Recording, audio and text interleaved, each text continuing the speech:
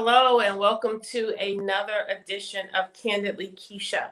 It is again a pleasure to be with you this evening. Thank you so much for tuning in. Listen, I'm going to need everybody's help tonight. I need share, share, share, share, share. We are coming off of a busy week, and there has been so much on in the city, and there has been so much going on in the lives of people who live in our city. Nothing is more present and prevalent on my mind than crime right now.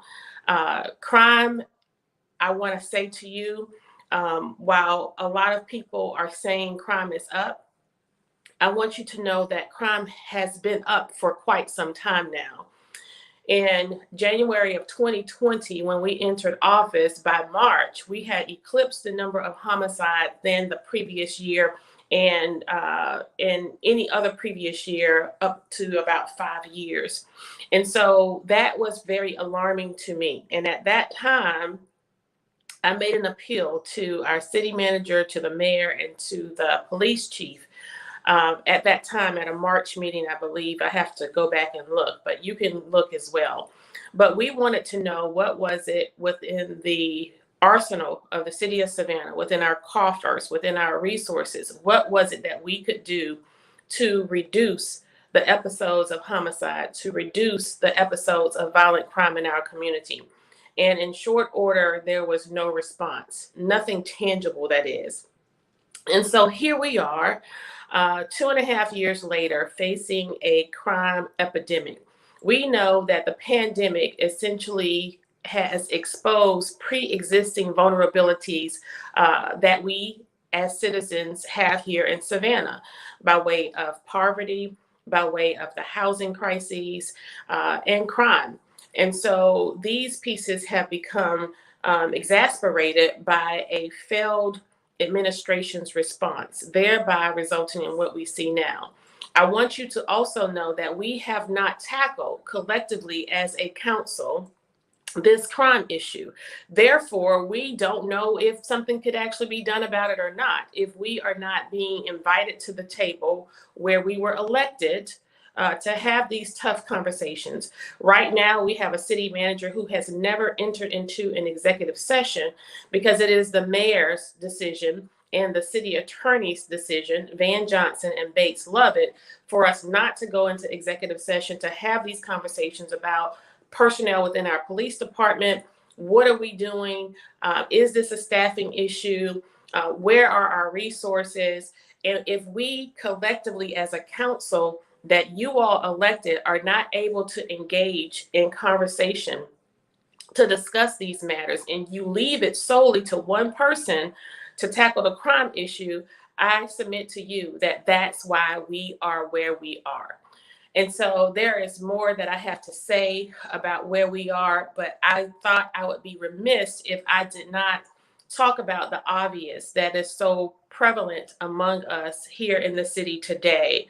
I have a recap of the conference I recently attended, and I want to share with you a lot of what we were exposed to, as well as what we learned. But I want to forego that because I had presented to me a situation involving one of our citizens where I had been talking about this issue where crime is concerned, where homelessness is concerned, and my concern for the allocation of resources to nonprofit organizations who were not living up to the responsibility of the resources we had given. And I have offered a strong critique in some regard, and that critique, unfortunately, was not accepted. And the individual, Katrina Bostic, went on to file an ethics complaint against me as if that was going to silence me where this issue is concerned. And I want to say that as a result of the fact that the ethics complaint was reported widely, that basically opened the door for many citizens to reach out to me and to acknowledge that they were also um, individuals who had experienced what I was talking about by way of family promise not answering the phone, not being able to get the resources that the city expected them to administer. And so I want to say that when I make acknowledgement of anything that's not working in our city, it is my intent to get it to work better. But you also have to know before I go public with it, I have been working behind the scenes. And so if I'm seeing the resources of the city of Savannah being allocated to individuals who I know are uniquely connected to the mayor political wise and where his campaign is concerned, I'm going to raise a brow to say, okay, is this some kind of a political favor, if you will? Or are we really doing what we say we are doing with those resources? And so, notwithstanding the fact that I know the organization's bearing capacity and that I ran it for almost 10 years. So, when God puts you in a place, recognize, my friends, that it's for a reason. It may be in your mind a season, but it is for a reason where He will allow you to be in positions where those connections will be made so that individuals will be exposed and that the people who He loves and care for will be helped. And if He uses you as a vessel, don't let anyone silence your voice where His work is concerned. And so that's what I live by. That's what I ascribe to. And I'm not going to let anyone make me quit or make me shut up where this work is concerned. But what we will do is we will continue to go forth, as I've always said, without favor, not looking for any favors from anyone, without fear. I'm not afraid of anything that these people have done to me or will try to do to me, and without affection.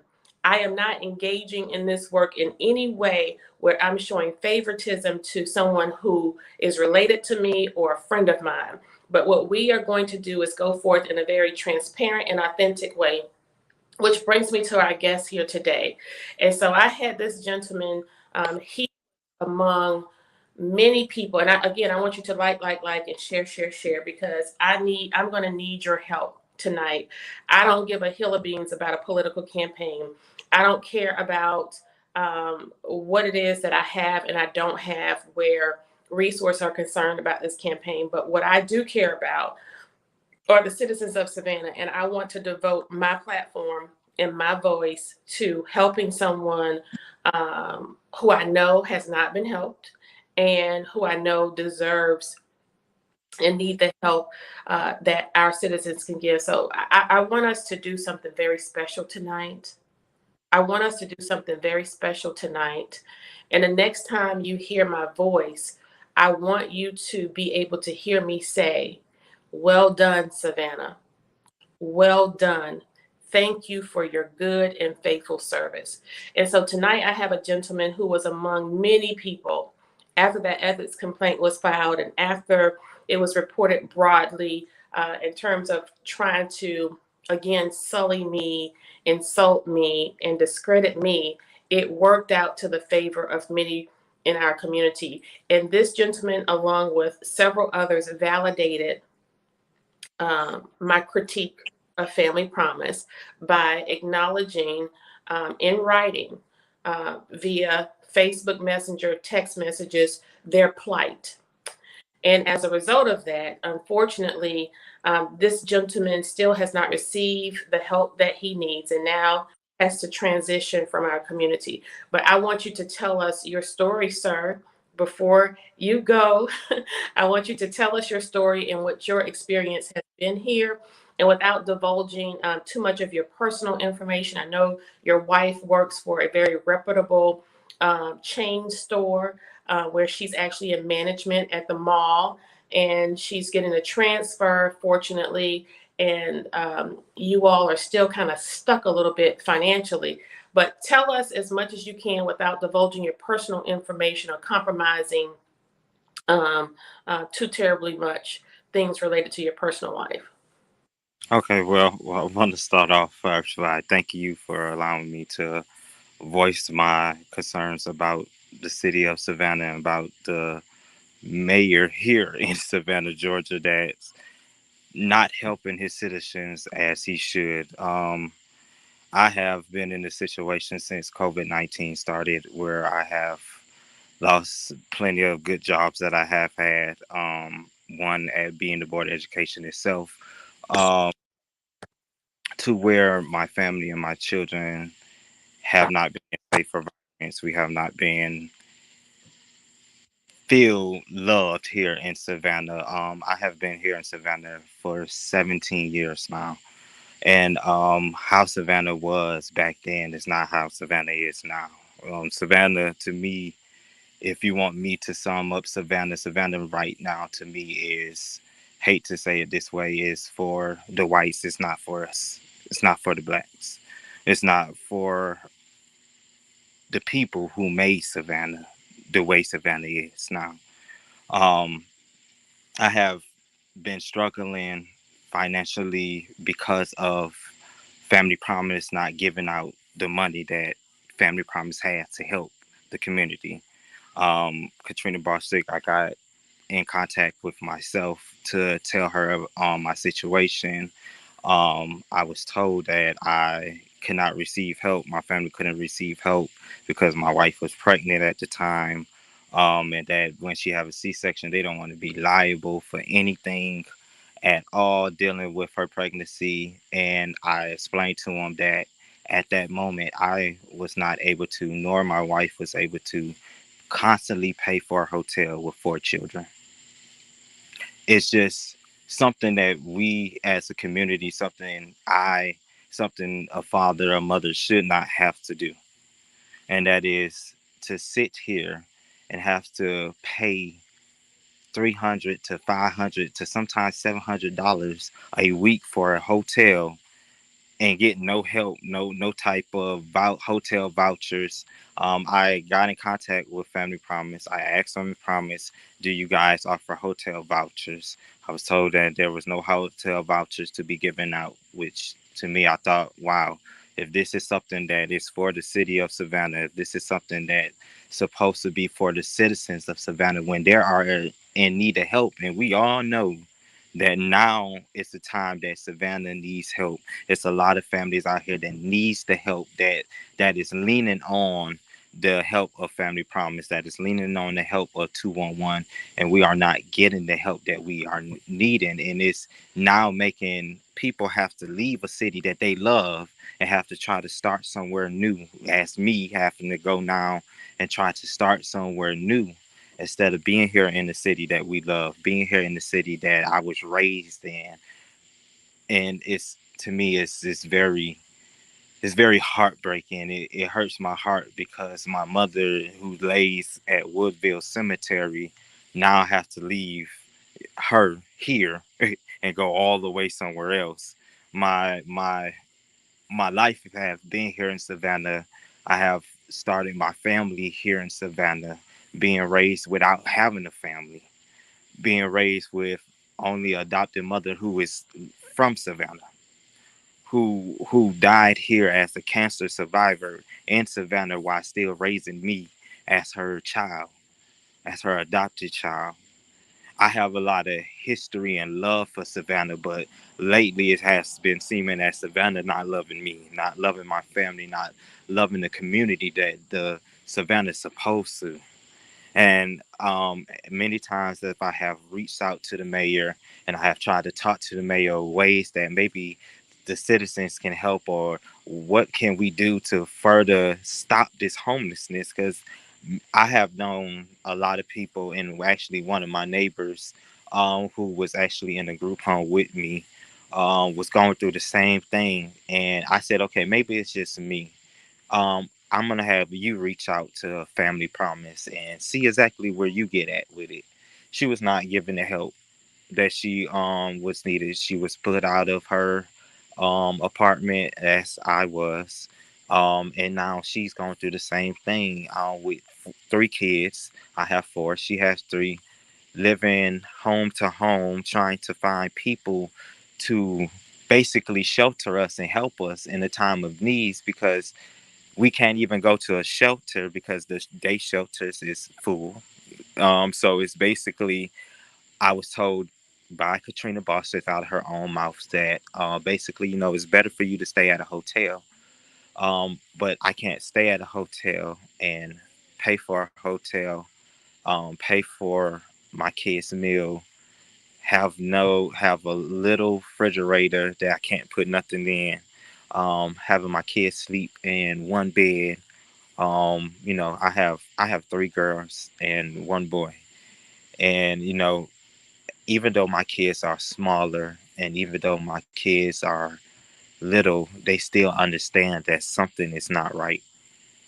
They understand that, you know, daddy mama is going through something, but something still is not right. We're sitting here at a hotel day in and day out, struggling, literally struggling. And me as a person, I grew up with depression. I grew up with anxiety. I grew up without having no one in my corner. So for me as a black man and as a father, I'm trying to teach myself how to continue to go on. Um, Even though we're going through so much, I'm trying to teach myself how to continue to fight for my children who look up to me daily, who look up to my wife daily, who understands that mama and daddy is fighting day in and day out to be someone, to be that person that we need them to be. But it's the little help that we're getting in the community that is really messing us up. Now I'm not going to say spiritually, but messing us up devotionally in our hearts, because it's like we have to fight continuously day out and day in for them. But when the money is low and you're homeless and you don't have a place to go, and you wondering if in the morning I don't have this money, my child not going to have nowhere to lay their head at, it drives people to really hurt themselves and hurt their children. And we're seeing that a lot in our community. We're seeing that a lot around the world, where people is literally taking their lives and their kids' life because of the way that their community is treating them, because they're not able to get the help that they need. And I just wish that Savannah, the mayor here, Mayor Van Johnson, the mayor that we have elected, stop worrying about building buildings that don't we Savannah don't need right now, and worried about the community, worry about the people of this community who love Savannah, who don't want to see Savannah hurt the way Savannah is hurting right now. And we all can say that Savannah is literally hurting right now. The people of Savannah is hurting right now. The mothers of Savannah is hurting right now. The fathers in Savannah is hurting right now. Our children that goes to school daily and have to worry about gun violence and have to worry about all this stuff. We are hurting as a community as a whole. And it hurts my heart even more that a community that I love, a community that I have went out here and fought so hard for a lot of the times, that I have to leave this community. I have to try to start somewhere fresh, somewhere new. I have to worry because I have one eviction in my whole life. I can't get one place here in Savannah. No one is looking at it. They look at us as if we have an eviction, that we're no one, that we have no value, we have no nothing in life. And it hurts me as a black man, because when I go out here and I tell people, hey, I have kids, I have somebody who looks up to me day in and day out. At night, when we in these hotel rooms and they tell me that they love me and they tell me, Dad, it's gonna be all right. And I sit there and I cry almost every night, because I'm like, my kids is telling me that it's gonna be all right. But in my heart, and what this community is showing me that we're not all right. And I Right. have to tell them, And it's gonna I, be. I want to I want to say to you now, I'm sorry to cut you off, but I need the uh, city to hear you. And I want to make this disclaimer. You reached out to me multiple times actually before I responded, because I'm not a messenger person, Right. unfortunately. But when I finally received your message and responded to you, um, you shared these same sentiments to me, and my heart went out to you. And right now, you all are still being told that there are no resources. You have another opportunity. You have an opportunity in another city, and so I want us to be able to help you get there. I want you to, producer, if we could put his Cash App in the chat. I'm not raising money for me, my campaign, for my mama, my daddy, for me being in the car accident. I want to raise money for this gentleman and his family tonight. What is your Cash App, sir? My cash app is capital KVNG, and it's culture with a K. So that's KULTURE. Okay, give it to us one more time. It's dollar sign. KVN KULTURE. Okay, if you can flash that, producer, and keep that up. I want you all to contribute to this gentleman tonight. If you do not have Cash App, you can inbox me and I can try to connect the two of you. But I want to be able to help him. And producer, if we can get that Cash App on the screen, if you need it again, just let him know. Um, we receive millions of dollars via the federal government. And the millions of dollars that we have received between Chatham County, the Board of Education, and the city of Savannah, um, I do not ascribe to the notion that we can't help everybody. This county has received enough in federal subsidy to help everybody in need somehow. And it is unfortunate that we have not done that.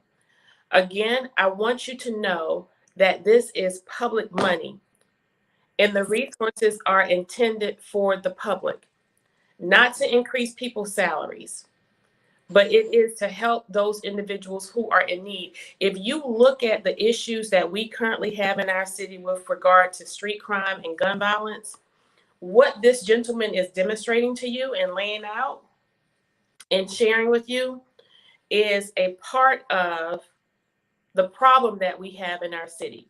And I don't see the Cash App. I don't know if I'm not able to see it, but if you could give it to us one more time. It's dollar sign KVNG KULTURE. Okay. We want you to be able to contribute to him tonight, to help his family, because this is the underbelly of what's going on in our community that contributes to what we are seeing play out in the community today. So when individuals are not able to earn a livable wage, we don't have time to go into how you have had very reputable jobs and how those jobs pay a low wage, which cause you to have to get 2 and 3 jobs between you and your wife, and how that takes you away from your family.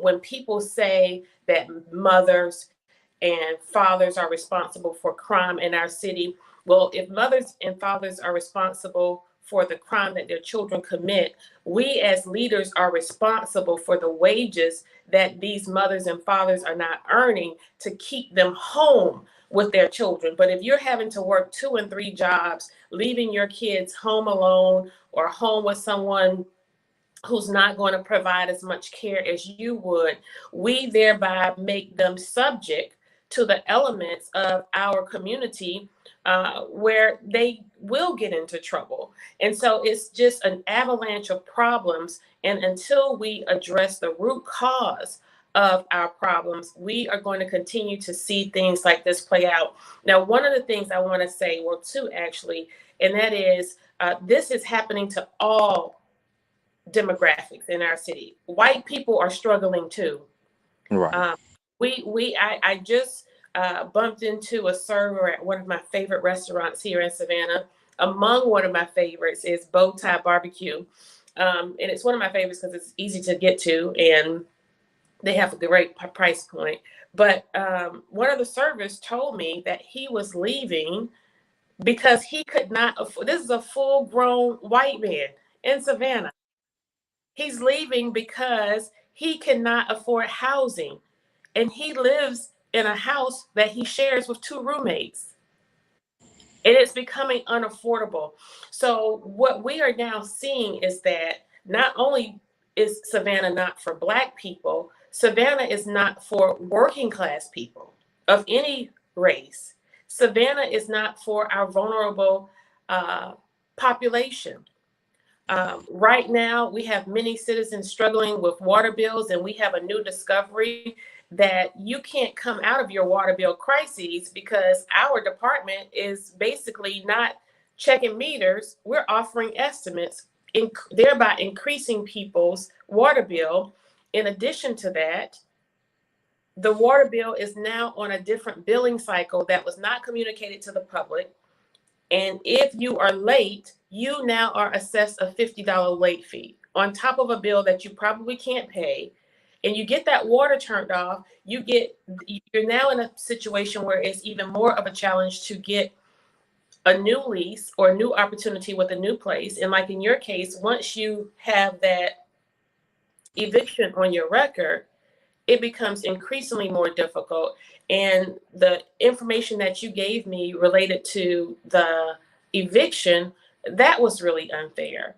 And so we see that uh, there is no cohesiveness in the various departments or governmental entities or our nonprofit community when it comes to communicating with each other to make sure that we're tackling this and to make sure that we have accountability for the resources. And then ultimately, there's no compassion.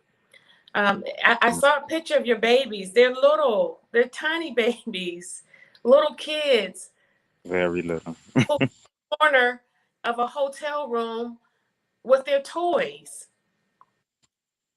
And I saw you had stacks and stacks and stacks of bins with their things along the walls. Yes. And we further know that there's data and statistics that show that when kids do not have good nutrition, that becomes a factor in how they are educated. It becomes a factor in their behavior. And I want to say, according to some of the hotels you've told me you all have stayed in, these are not some of the better hotels. These are I, risky. You have sex trafficking, you have prostitution, you have drugs, um, you have violent crime occurring all around you. And so yeah. you have been able to make it and sustain here, and you all have to move. And as a result of that, um, you need additional resources to even help with the move. And so that's why I wanted you to offer your Cash App so that we can help get some of the expenses down to help you have relative of ease of transition. So give us that Cash App again. It's gonna be $ KVNG KULTURE. That's King Culture. Okay. And you mentioned that you have, between the hotels, you've also stayed with family members and friends. And we know how those overcrowded conditions cause a strain to those relationships. Tell me about Right. that. So having to stay with people is it's more hard because you basically have to live under someone else's rules. Not only living under somebody else's rules, but you basically, if I have 4 kids, I mean, I'm coming into somebody else's house with already too many responsibilities. And not having immediate family here in Savannah is hard because I have basically no one to really go to really say, hey, give me a month to be here and let me figure something out. I've been in a hotel for 9.5 months, almost close to a year. And as the last week, I've been staying with someone. And even staying with someone, it's too much because yet and still, my family is still around a bunch of people that they know or they either don't know. And to me, it's just still unsafe. I wouldn't feel safe and I wouldn't feel better until they have their own, where they can call their own home, where they can say, this is mine. For the last 9 months, they haven't had that opportunity to say, this is mine. Everything that they had is gone. Everything that they used to have is all gone. lost everything. So it's very hard. And I've talked to other families as well that's going through the same thing, and it's a lot of strains. It's a lot. Even if you're married or if you're in a relationship, going through this really damage your marriage. It would damage your relationship with your spouse. I can attest to that. Like, this have really hurted 2 years of marriage only for going through this situation. Nothing else, but just this situation. And it's sad, but every day I'm a spiritual person. I pray for my family. I Okay, I don't know if you all, his battery probably died. We're gonna get that information for his Cash App in the chat. He was just talking about the strain that this situation has had on his family, the strain that it's had on his marriage, and how he, as a man, has personally struggled um, mentally being in this situation. And it scares me to hear that, he made the association of this is why people hurt themselves or hurt their children. And that brings me to this new hotline that's being offered across the nation. It's formerly the suicide hotline, but now you can call for any issue, whether it's sexual assault, um, uh, and you're in the need of a crisis response, thoughts of suicide, or just dealing with everyday life and you need somebody to talk to, you need a professional. There is a free number that you can call nationwide. It's 988 988. No one should have to struggle or suffer alone. And so, if you do not have a family member or a friend or someone, a neighbor, to talk to and to share, let's see. I think he just said, okay, log back in.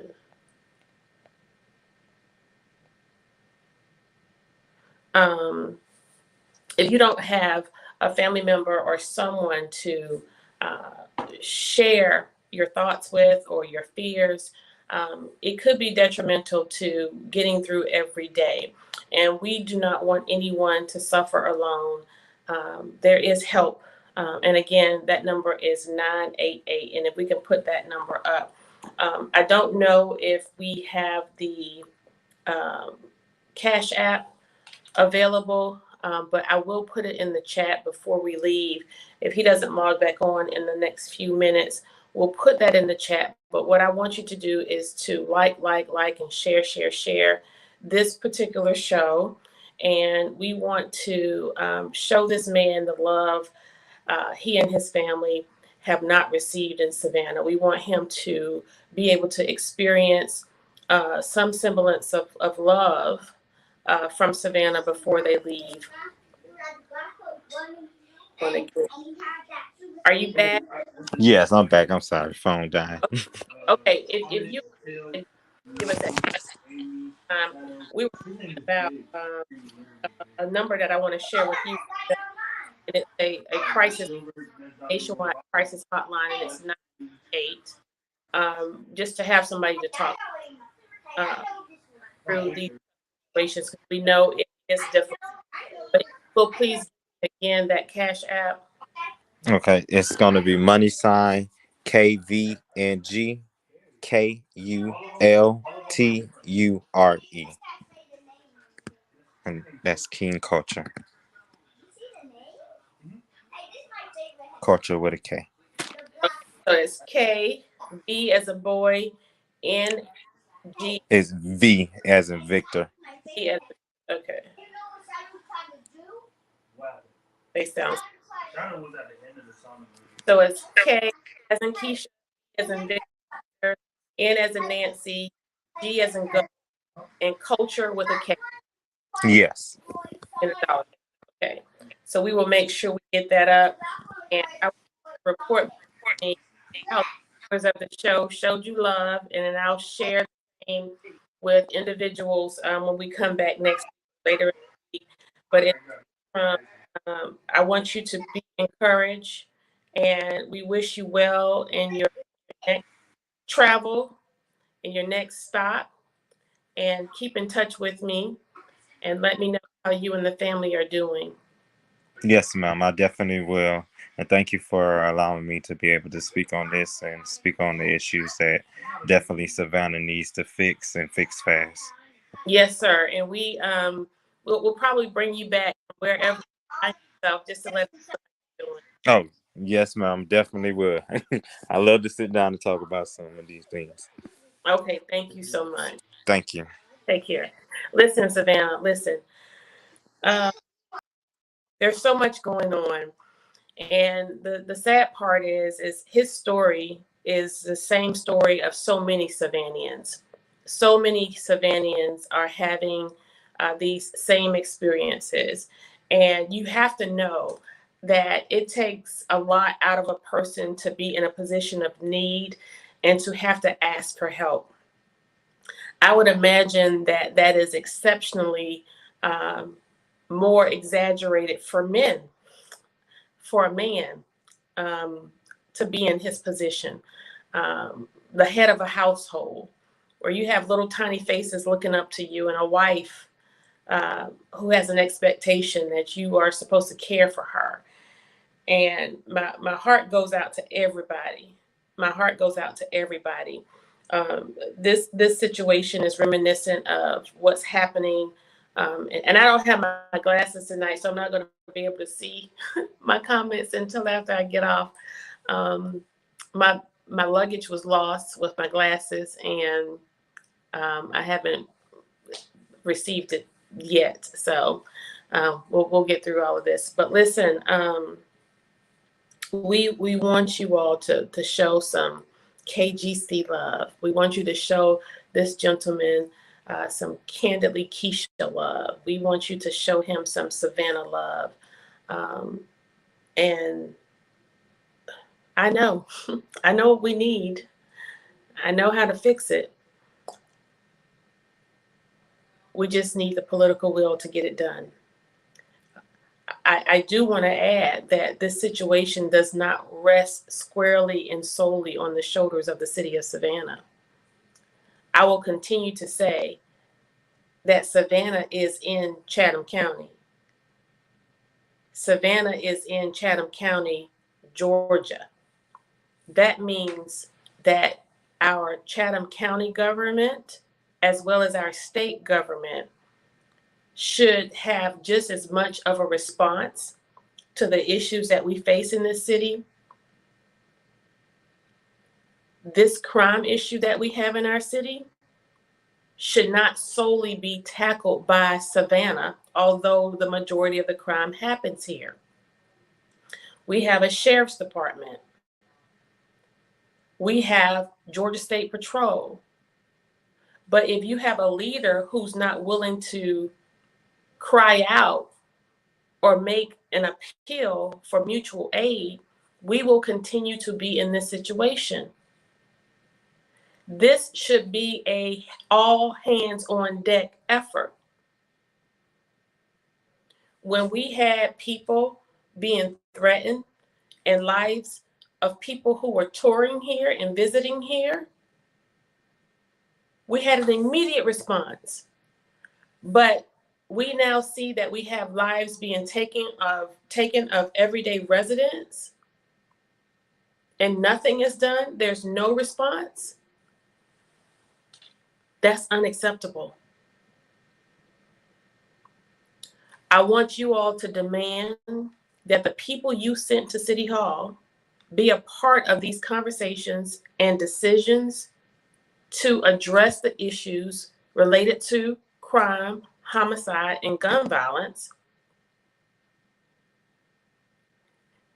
The City of Savannah's charter says that the mayor is essentially sermonic, the face and the voice. This is not a strong mayor form of government. One person is not supposed to control the entire city. The city is broken into 6 districts. Each of those district representatives have one vote. You also have two at-large representatives who have one vote, one voice. But collectively, with a problem like what we are experiencing, we all should lend a voice to it. You know why? Because in that regard, we then will be carrying your voice. So if we're bringing the voices from the first through the sixth districts, and Alderwoman Blakely and I are bringing the voices and the concerns, even some of you have reached out to us with very valid and interesting response or techniques or ways to reduce crime, but we're not able to share it. We're incapable of doing what you sent us to City Hall to do because of the maneuvering and the political vices that are in our way. That is one of the primary contributing factors to crime in our community. Failed leadership. The failure of leadership to galvanize all voices, all talent, and all minds. It is impossible for one person to solve this problem. Listen, it's been a long, long month. As we close out July, just know I will be coming back to you as I'm working on informing our citizens of the millage rate, as we're working on tackling the issue related to people receiving increased water bills, late fees, the billing cycle changing, and crime. I appreciate you all for tuning in tonight. I appreciate you all for your contribution to this young man. Please, please, please like, share, share, share. Nothing will do my heart good than to know that he has received enough resource to be able to transition with relative ease, to get food for his children, to stay in a better hotel as they travel, and just to feel like on their last week in Savannah, somebody listened, somebody cared. I'm not doing this by myself. The only way we can achieve anything is together and collectively. So I want to send some collective hope, some collective love. I want to send some collective love to this gentleman tonight. And I want to thank you all for tuning in, and for being with us, and for your faithfulness. Please share, even if it's just a couple of dollars on Cash App. No amount is too small. Again, we don't want anything of ourselves, which is why I didn't put myself in the midst of this. This is going directly to him. We love you, Savannah. We love you, Savannah. Let's stay together. Good night.